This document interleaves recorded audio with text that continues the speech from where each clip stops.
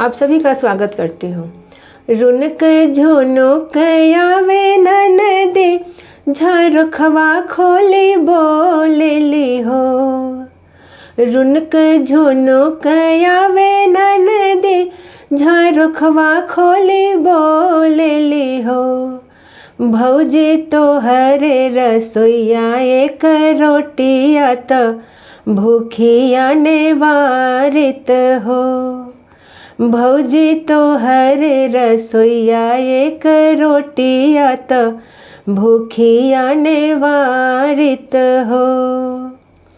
चौका तहे ननदी फूटी गइल, बेलन भी टूटी गइल हो। चौका तहे ननदी फूटी गइल, बेलन भी टूटी गइल हो। ननदी गेहुआ में लागल बघुनवा त रोटिया सपना भइले हो।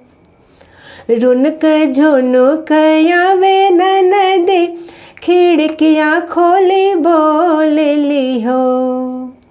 रुनक झुनुक आवे ननदी, खिड़किया खोली बोलेली हो।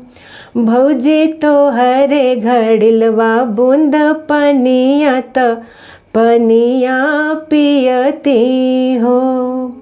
भौजी तोहरे घड़िलवा बूंद पनिया त पनिया पियती हो। घड़िला तहे ननदी फूटी गइल, रसरी भी टूटी गइल हो। घड़िला तहे ननदी फूटी गइल, रसरी भी टूटी गइल हो। ननदी कुआवा त गइल बा सुखाई त पनिया सपना भइल हो।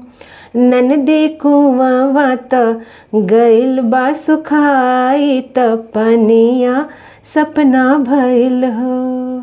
धन्यवाद।